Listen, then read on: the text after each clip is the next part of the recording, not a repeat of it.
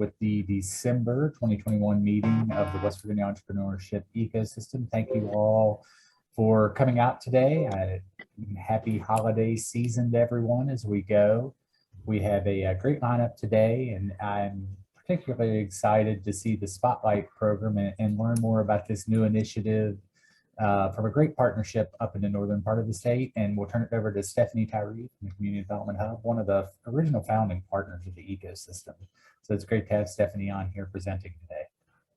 Hi, thanks for having me. I'm Stephanie Tyree, Executive Director of the West Virginia Community Development Hub. I know some of you in the room, but not all of you. So for those of you that don't know me or know the Hub, I'll just say briefly, the Hub is a statewide community development group that works with mostly small rural communities around the state and with volunteer community teams to help them revitalize their communities and achieve the goals that they set. And we do all that work in partnership with the amazing organizations and resources around the state, including our close partners, Brownfields Assistance Center, who's here with me today to present about the program. So I'll pass it over to Ray to introduce himself briefly. Yeah, hey everybody, Ray Moeller from the Brownfields Assistance Center at WVU. State's kind of divided north and south on the Brownfield Assistance Centers at WVU and Marshall. And we're generally involved in trying to help remediate and assess industrial sites, legacy gas stations, that kind of thing. But we're also involved in the downtown redevelopment world with partners like the Hub and Partner Community Capital for the Natural Capital Investment Fund. And we'll talk a little bit more about that activity as we go through our little session here. Great. So I'm going to talk a little bit about the program, and then I'm going to pass it over to Ray, and he has a couple slides that he's going to show us. And then we want to talk about one other thing that's sort of relevant and opportunities for partnership here with the groups that are at the table within this network. So first of all, thank you for inviting us to come talk about our program. The Hub and a number of other partners are working together on this new downtown redevelopment program called DARRE. DARRE is a 3-year program that is supported with resources from the ARC Power program, the Claude Worthington Benham Foundation, and a couple other funding partners. And it's bringing together the partnership of the Hub, the Northern Brownfields Assistance Center, Woodlands Development, Developers and Lending, and Partner Community Capital, which was formerly known as Natural Capital Investment Fund. So DARRE stands for, can we remember, Ray? Downtown Appalachia Advancing Recreational Economies, I believe? Revitalizing. Revitalizing, I almost got it. DARRE. I mean, I just wrote the grant, but whatever. So you guys can all just call it DARRE. And so the purpose of the program is to work with 8 communities in the Mon Forest region to help them move forward their strategies for downtown redevelopment, really focused around recreational tourism development. And so we're trying to help them move forward the strategic goal that was developed through the Mon Forest Towns partnership to create a downtown experience that recreationalists would enjoy. So the idea is that there's a great opportunity within the Mon Forest region to capitalize on the recreational resources in that region, both for residents and for tourists. And part of that capitalization needs to be supporting the growth of the small communities and their downtowns in that region. So the communities that are going to be served by the DARRE program are they just go along the spine of the Mon Forest from north to south. And so it's Franklin and Petersburg, Cowen, Elkins, Marlinton, Parsons, Richwood, and White Sulphur Springs. So it's a broad geographic range, but they're all considered gateway communities to the Mon Forest region. And they're pretty different in terms of their size, the development that they've had, and what they want to make out of their community, their vision for the future in their community. But what links them is this focus on recreational development around the Mon Forest. So what we're going to be doing in the DARRE program is really linking in partners that want to support the communities in their work throughout the state and the region to undertake a focused approach to the redevelopment and revitalization of their historic downtowns. So what that will look like is primarily technical assistance and engagement of partners for specific resources. The program services that are going to be offered through DARRE are sort of baseline development services. So like community baseline analyses, like economic opportunity profiles for each community. Sometimes that looks like what is the business development potential for their main streets, community surveys, business surveys, where are there opportunities for local businesses to pop up or to grow within the main street of each of these communities, and how does that integrate with building redevelopment strategies? So that's really what the Hub and Brownfields Assistance Center are focused on, is how do we bring resources to help them revitalize and redevelop the historic properties that are in their downtowns. So we'll be providing downtown building inventories, analysis of basically where are the properties, those sort of multi-use historic properties on the main street in terms of their needs and for redevelopment. What is their readiness for redevelopment services? And what is their readiness for financing for redevelopment? So we'll be offering those just general analyses as part of the program, and we'll be offering technical assistance funds for TA for building redevelopment, sort of pre-development services, which Ray can talk about a little bit more. And also we're partnering with PCAP, Partners Community Capital, for some equity investment in some of the larger projects. So if you saw our power grant, it was like a $1.2 million grant, and that was a lot of that was the TA funds for these building projects.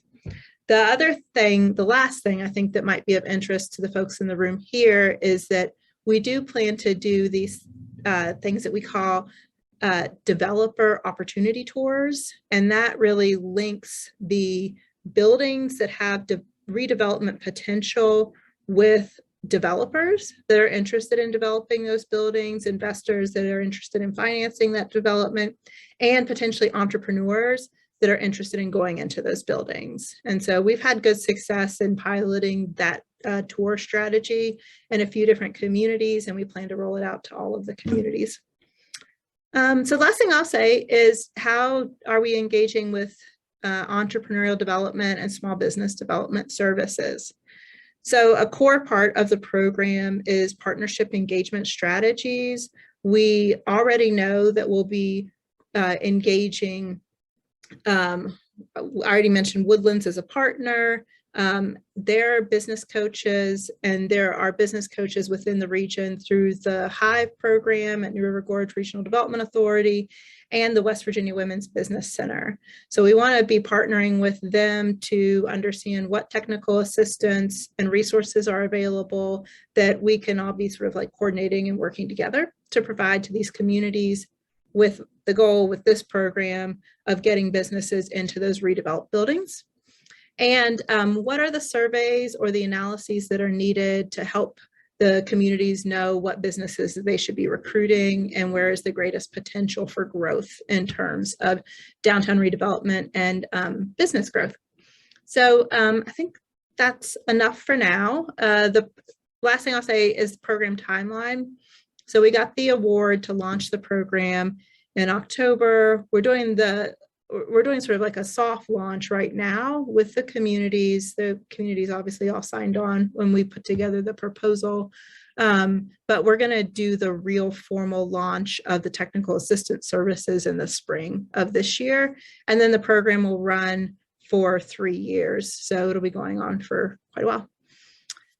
Any questions for me before I pass it over to Ray? Stephanie, the communities you named, are those the only communities that'll be working in, or is there going to be open opportunity? Those are the communities? Okay. Yeah, the way this program is structured, it is a place-based program. So it's specific to those 8 communities. But I'm actually, after I take some questions, I'm going to sort of tee Ray up by mentioning how it's based on a larger statewide approach.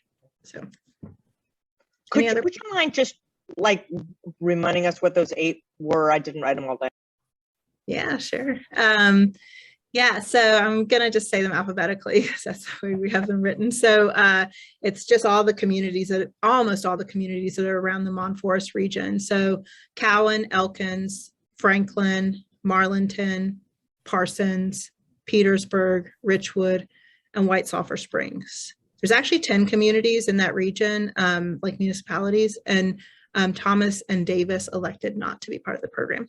So it's basically everywhere there except for Thomas and Davis. Thanks. Okay, I know we only have 12 minutes, so I'm going to pass it over to Ray. And just briefly, I'll say that this program is sort of a place-based strategy that is growing out of the Downtown Appalachia program that Ray coordinated and really ran in partnership with Partners Community Capital for the last few years. And that was a statewide program. So Ray, the floor is yours. And Ray, feel comfortable. We're a flexible group, so don't feel rushed. It's an important program. We want you to take your time. Appreciate that. Everybody can see the screen okay? And yes. The Downtown Appalachia program that Stephanie referenced is really in its very final stages. It was similarly an ARC Power Grant funded program initiative from Partner Community Capital, formerly Natural Capital Investment Fund, and the Brownfield office provided the legs on the ground for the activities that took place. And it was aimed at truly that, a statewide initiative to try and promote downtown redevelopment in every community and projects that were brought forward, and project owners that worked with me to receive technical assistance and move the needle on that tough downtown redevelopment scene. So the program purpose was to connect with developers and professionals, support clients, fund project development, and finance projects to the endpoint. Natural Capital Investment Fund had financing that they could provide for those projects that were brought to fruition. In the course of the 3 years of the program, we got engaged in 85 different properties and initiatives to different degrees, actually provided technical assistance for over 45 projects now. This slide is just a little bit old, and we got an extension from ARC to expend the last of our funding, and there's still a few projects that are in the works. We really don't have much financing to carry forward, so if you have a project, we always love to know about them, but I can't guarantee any funding at this point. And then there were 11 projects that were financed. And it's just kind of interesting and fun to know about where this really made a tangible difference. And so I want to talk about one of those 46 projects, and it's the Hawley building in Bluefield. This was what the Hawley building looked like just over a year ago when I visited it with Jim Spencer, the Development Authority leader there in Bluefield. And he applied to get some technical assistance to have an architectural analysis done for reuse planning and kind of just the viability of this building and another one in downtown Bluefield.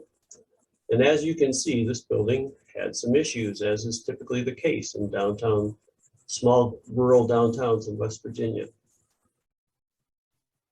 And so the Downtown Appalachia program provided that initial analysis.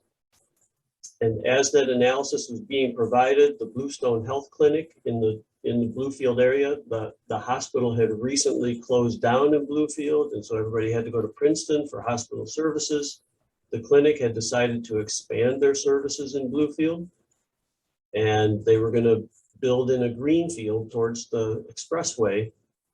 And Jim connected with them. We were able to bring a little bit of additional Downtown Appalachia resource to provide architectural drawings that showed and proved that that first of the 3 floors in the Hawley building would be a great walk-in clinic space and accommodate all of their basic services. And the upper floors could be developed for additional services and community meetings and offices and related activities. So the top two floors are being developed for extra services. You can see the work got started on that. They did decide to have their clinic be done downtown. And as you can see, it was kind of some rough inside work. The building smelled like a wet dog, according to Jim Spencer. And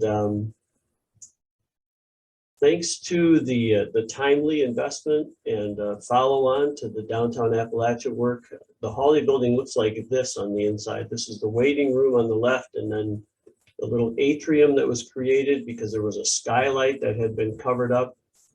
Back in the day, there was a skylight for that building, and the architect opened up each floor so that the skylight's not visible here because they were still waiting on some parts when I took this photo, but this is what that atrium will look like right in the center of the building. Pretty wonderful. And I was able to participate in the grand opening. This is what the Hawley building looks like today. This is actually not quite finished. You can see a little corner of brick that didn't, they ran out of materials, as is the case around construction projects, but they had a grand opening in July, and it was great to be a part of that. So that's an example of, this is like our poster child for downtown Appalachia. We actually were involved in a lot of projects that range from large cities to small. We were in Marlinton, we were in Huntington. We had participated in helping to bring a $24 million project to life in Huntington and a $5,000 project in Marlinton. So there's a range of things that we were involved in, but the lessons learned from there, we decided to bring specifically the 8 downtowns that Stephanie mentioned, and so we're excited to go forward with that. That's all I got. I will stop sharing and hand it back to Stephanie. That's again, Downtown Appalachia program is wrapping up, but we're going to carry it forward in a couple of different ways. And again, Stephanie will mention those. Yeah, so I just put a link into an article that gives a little more information about what the plan is for the DARRE program, if anyone really wants to go and look into more detail about it. And just again, the program is really launching in an official way and sort of boots hitting the ground in the communities aggressively in spring 2022. So the last thing we wanted to mention before we ceded our time here on the stage is that the Hub and the Brownfields Assistance Center have also both partnered on this program called Opportunity Appalachia, which was about driving technical assistance resources to redevelopment projects around the state. The Hub was the lead West Virginia group for phase 1 of Opportunity Appalachia, and the Northern Brownfields Assistance Center is the lead group for phase 2, which is just starting this year. And so the first phase was focused on projects within opportunity zones, and this was larger scale technical assistance funding than what we might typically be able to provide, but around like $25,000 to $50,000 in funding for each project.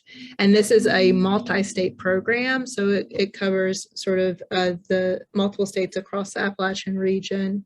And in the first phase of the program, the types of projects that were supported were like the Stats Building in downtown Charleston, the Tigert Hotel, which is under development in Elkins, a new building called the Cowen Building in Grafton, and a couple of projects in Huntington. So we were really working across small to large communities in the state, but large scale resources for pre-development needs into just a few projects. And then Brownfields is leading the next iteration of the program, which does have some changes that Ray might want to mention. Yeah, opportunity zones are not required. So we are really just looking for those larger redevelopment projects that need some significant technical assistance investment up front, and look for the redevelopment investment in general as the project moves along. The kickoff for this program is going to be the week of January 10, and then applications will probably be accepted going into February. And there's intended to be 2 rounds, a February, March round, and then a later in the summer, fall round. And in the neighborhood of 5 to 8 projects picked statewide, and they all just have to meet certain criteria, and there will be a steering committee. That multi-state aspect that Stephanie mentioned is in play, and across all the states, there's going to be like 25 to 30 projects that get funded for this kind of assistance. Really excited to try and see what we can do here in the state to move the needle on some really challenging projects. And our goal a little bit this time is to go a little bit more rural and try to be flexible in that funding, since we don't have to be in opportunity zones. So anyway, thank you all for letting us come and talk to you about these programs. We really want to partner with anyone who is working in the communities that are served by the DARRE program. So if you're working in any of those 8 communities, please reach out to us. And if you are generally working across the state, but you're working with entrepreneurs that are interested in accessing redeveloped buildings, that's another thing that I think that we'd be interested in having opportunities for partnership around. So Ray and I will both pop our emails into the chat, and that's it for us. Stephanie or Ray, either one, I don't know who's most appropriate to take it. Do you all have the Opportunity Appalachia version 2 that Ray just discussed a little bit? Is there information on that somewhere that could be accessed? They are pulling that program together and getting the final. They just hired a program lead organization that is pulling together the final program elements. I am happy to provide that if anybody wanted to follow up with me. And Bill, maybe I can follow up with you later to kind of provide that to your audience here. Sure, yeah, if you get it to me, I'll get it out to the whole ecosystem, and I appreciate you doing that, Ray. It sounds like a wonderful opportunity. The Opportunity Zone program was great, but it was so limiting. It's great to see it going out a little bit broader into some smaller towns now. Do make a note for the January 10, the week of January 10, they were trying to get on Gail Manchin's schedule for the ARC kickoff of the program. And so just keep your eyes out. I'm sure this audience would be tuned into some notification of that. Awesome. All right, any other questions for Stephanie or Ray from the group today? All right, don't see any hands going up, don't hear any questions. So Stephanie and Ray, thank you all so much. It sounds like a great initiative. And thanks for the little twofer there with Opportunity Appalachia. Didn't know that was going to be presented, but that's terrific news. So thank you all. And if they'll drop, I think Stephanie said she's going to drop their emails in the chat. And if you all need more information, please, Stephanie and Ray are both longtime colleagues and doing great things here in Appalachia. So I'm glad to be able to highlight them today. We'll move on with our presentation to our next presenter, and that is Heather Raines from the West Virginia State Treasurer's Office. And Heather is the director of the Jumpstart Savings Program, which is a really exciting new initiative that the Treasurer is getting up and running, and a great opportunity for the entrepreneurs that we all work with. So Heather, if you want to take yourself off of mute, and we'll let you begin to present the program. Thanks, Bill. Let's see if I can get this to work. There you go. Can you all see that? Yes, ma'am. Perfect. Fabulous. Well, thanks everybody for having me. As Bill mentioned, my name is Heather Raines. I'm the director of the Jumpstart Savings Plan with the West Virginia State Treasurer's Office. And I'm really excited to share with you the vision and purpose behind Jumpstart, how the monies can be used, and of course, touch on the most riveting part of today's meeting and what you jumped out of bed for this morning, which are state tax incentives. So it's going to get wild, strap in, and we'll just kind of jump into it. So Jumpstart is a savings plan where West Virginians can invest and grow their money to help cover certain costs associated with entering a new trade or starting their own business. Many of you are probably familiar with the Smart 529 program. It's an investment program to help save money to send your children to college, or your nieces or nephews or grandkids, whoever your beneficiary might be. So Jumpstart is also an investment program like that, and it has a similar framework, but a different mission in a way. So what can the money be spent on? I should probably move my slides. That would be really nice. All right, there we go. Moving the slides. So there are 3 different areas. The first is that monies can be used to pay for tools, equipment, or supplies associated with someone participating in a registered apprenticeship or attending a vocational school or community and technical college. The second area is that monies can be used for any licensing or certification fees required to participate or practice a trade.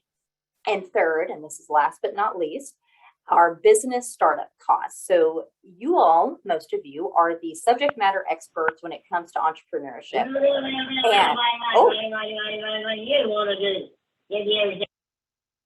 okay, I have someone wanting to participate. I'm willing to have a co-presenter. Okay, so you all know, as you've done your work, that it's pretty expensive to start your own business. You hear this probably most of the day. Well, so does the treasurer. Treasurer Moore was a welder by trade, and many years ago when he wanted to start his own welding business, he found out pretty quickly that it was a pricey venture, and this stuck with him over the years. So he wanted to develop a resource that folks could use to plan for those costs and help realize those goals. Jumpstart was one of his first pieces of legislation as the newly elected treasurer, and it goes without saying that it is incredibly important to him. So there's absolutely no pressure on my part to make this successful and shepherd his baby. And if I think about it too long, I'll psych myself out. So I'm just going to kind of move on, and I'll circle back to the bigger mission in just a little bit. So with that being said, as I just mentioned a few minutes ago, I said that I would touch on the exciting world of taxes. So Jumpstart has several tax incentives. You'll see on your screen, contributions to an account result in a modification to your AGI up to $25,000 a year. This modification also applies to distributions of up to $25,000 a year. Earnings and distributions are tax-free at a state level. And last but not least is a benefit for employers. Employers can claim a non-refundable state tax credit of up to $5,000 per year per employee for matching employees' contributions to their account. So I should state again that these are state tax incentives. At this time, there are no federal tax benefits. However, the treasurer is working diligently to get the same or similar tax treatment at a federal level. If any of you have Smart 529 plans for certain beneficiaries, you'll know that they both have state and federal tax benefits, and we're wanting to do the same thing with Jumpstart. So stay tuned and cross your fingers that I'll be back in front of you all one day to engage in more thrilling discussions on taxes, but on the federal side. So the bigger picture of this is that through Jumpstart, we really want to encourage and empower folks to explore a variety of post-secondary options. And my background is in community colleges, and so I'm all about the other pathway that folks can take. So you've heard it, and I've heard it on a loop, that not everyone wants to go down the traditional college pathway. And we want to get this program out in front of as many groups and organizations and people like yourselves, you know, who are just doing really just incredible work to help future business owners in West Virginia. And I'm here to just see, you know, get your thoughts about the program and how we can really shape this to just benefit your clients and the community. We want to work closely with you and as many partners as we can to make sure that, you know, Jumpstart is a strong program that, you know, can play a small but impactful role in both economic and workforce development.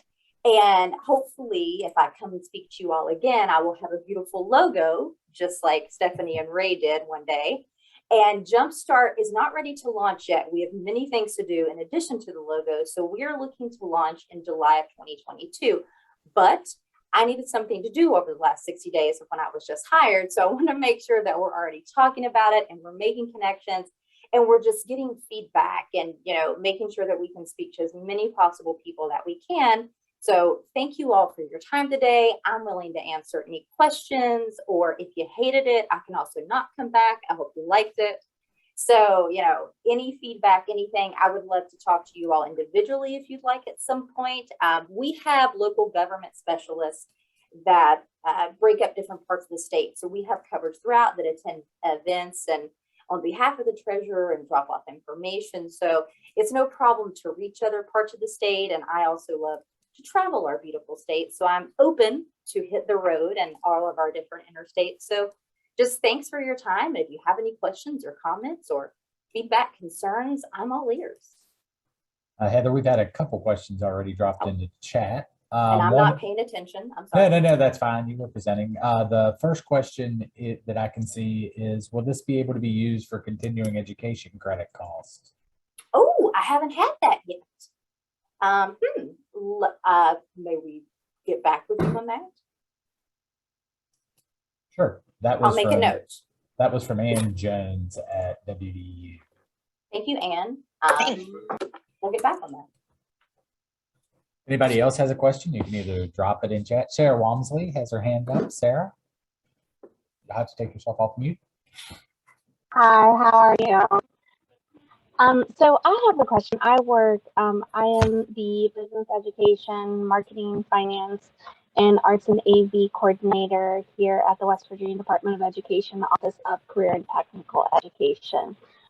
This is like a great opportunity to open up some doors for our students, especially as we're starting to look into entrepreneurship and inspiring entrepreneurship with our students in the state of West Virginia, as well as helping all students across career and technical education understand that they can take their skill or trade and make their own business and stay here in the state of West Virginia to continue to grow the economy.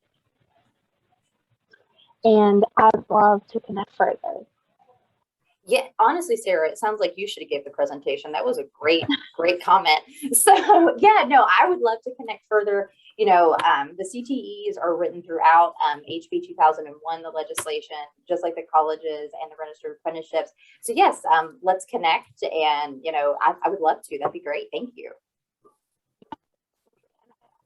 That this would be great for a lot of our career and technical student organizations. If you're not familiar with those, just make those connections. But that's where students get opportunities to compete with their skill or trade. So we have everything from Skills USA to FBLA and DECA and SBLA and educators driving. So lots of different outlets and opportunities. I think we could make some connections and really create some of the opportunities for our students here in the state. Awesome. That's great. Thank you. I'll drop my information into the chat. Great. Thanks.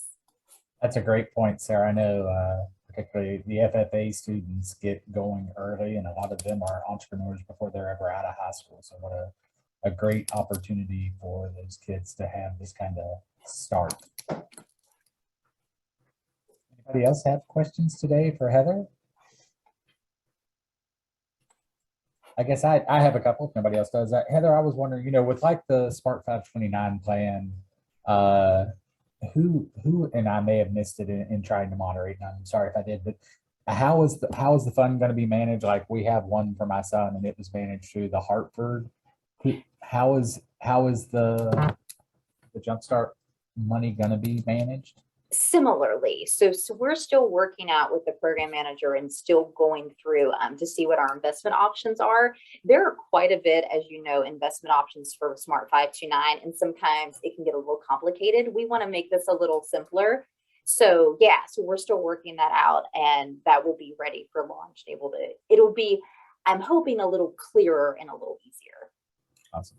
I guess the one as a parent whose child went to school during the COVID crash, make sure those are like graduated. You know, ours started off really risky and got more protected as he got older.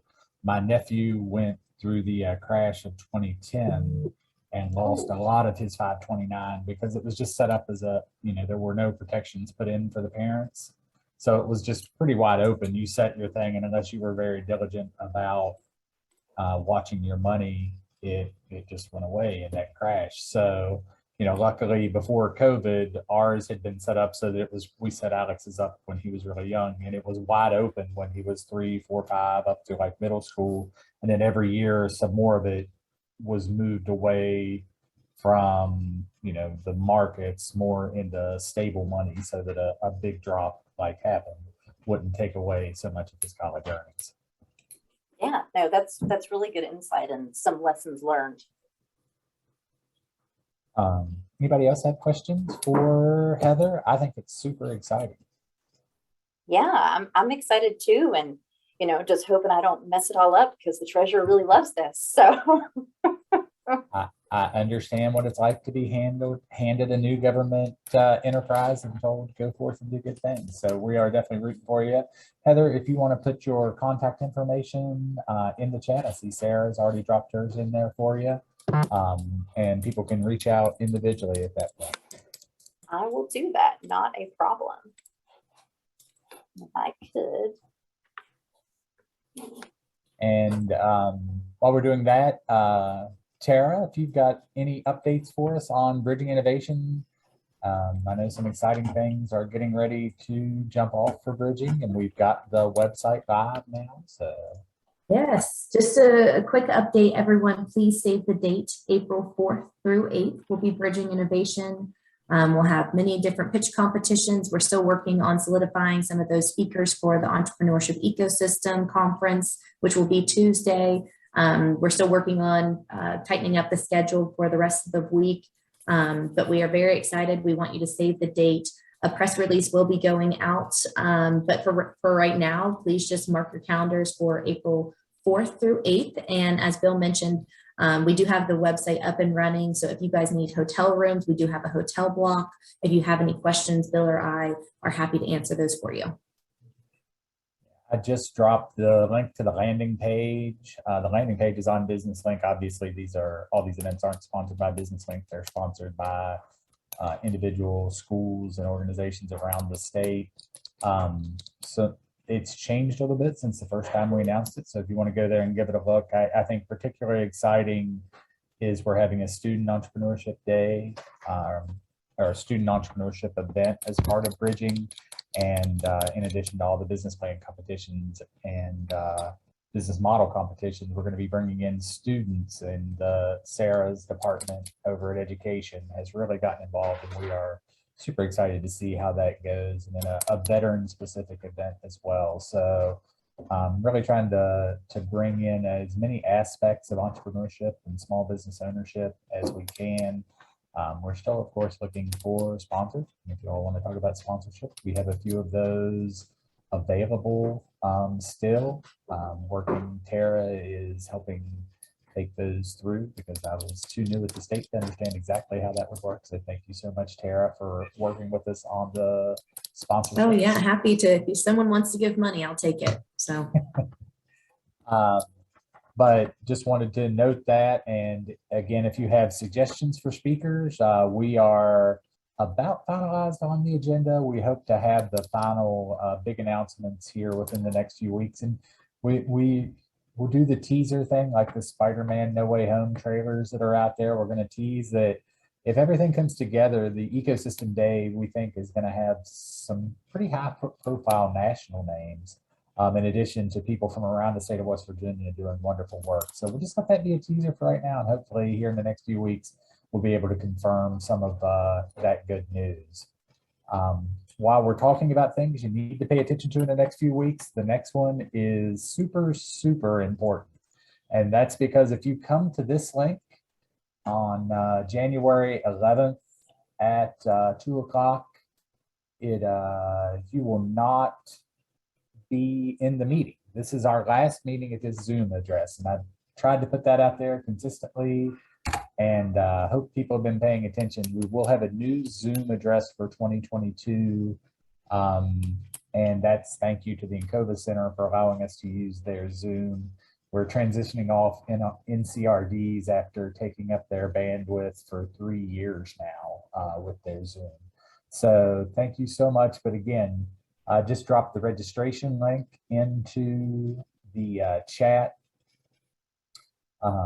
That again is the registration link, and you'll see this in emails. You'll see it again and again, but just like the Turnpike transponders, I'm sure on January 11th at 2:01, I'm going to get some calls of why won't it let me in the room. That's because that meeting will not exist anymore. Go ahead now if you have the time and hit that link, and you can go ahead and get registered. And that, Tara, will drop them in for the entirety of 2022, right? That gives you the full correct, year. Yeah, so you can drop that into your calendar right off that link. So while it's fresh in your mind, maybe the holiday season is slowing down a little bit, take a couple minutes, go ahead and get that done so that on January 11th, we get to see everybody's shining bright eyes for the new year and the new year of entrepreneurship in West Virginia. At this point in the conversation, we always open it up. If anybody has anything of interest for the ecosystem, go ahead and let me know. Take yourself off mute, raise your hand, do something to let us know that you would like to share something with the ecosystem.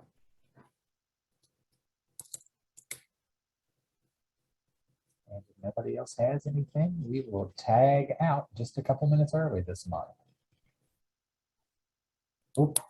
Tina just shared to remind everybody investing in rural prosperity is up.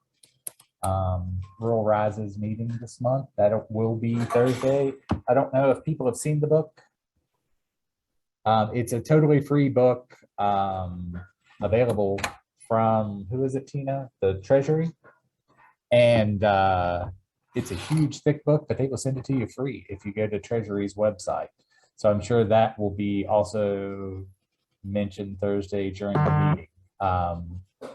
I went to download a PDF and print it, but you can see it's a doorstop. So they will send it to you though, free of charge. And several people, for those of you who've been active with Rural Rise, will remember it. And if any of you all remember Joe Cap, since he doesn't come to our meetings anymore, Joe actually has a chapter in there with Nathan Oley from RCAP. Tina, anything else they need to know? Yeah, hope you can join us for the monthly call, and he's going to be kind of be presenting on the book on rural prosperity and also taking your questions. And then mark your calendars in April. We're going to be traveling to Emporia, Kansas for our Rural Rise Summit. I'll be sending out more information, but it'll be April 11th through the 13th, and we'll be getting out more information about that. And I would like to see some West Virginia participants. We're doing a lot of quick talks, 5-minute quick talks about programming. So hopefully some of you all can travel or at least send us some great, great ideas and great programs that you're doing and do a 5-minute pitch. Thank you. Happy holidays, everyone. Yes. Thank you, Tina. And thank you all for all that NCRD has done and is continuing to do. Thank you. And I did drop a link into so that you can go either see that PDF or order your book. You can go right, you can jump off right from that link. Anybody else have anything else? If not, we will call that meeting. We peaked out right at 40, which I wasn't sure that it would be more than Tara and Tina and our presenters staring at each other this week or this month. So thank you all for showing up and taking some of your time. Would encourage everybody to take a couple of days off, get some rest. Come back revitalized in January 22. Get a little breath. We're all doing great stuff. Hope to see you next month, everybody. Happy holidays. Happy holidays. Bye. Thank Thanks, you. everyone.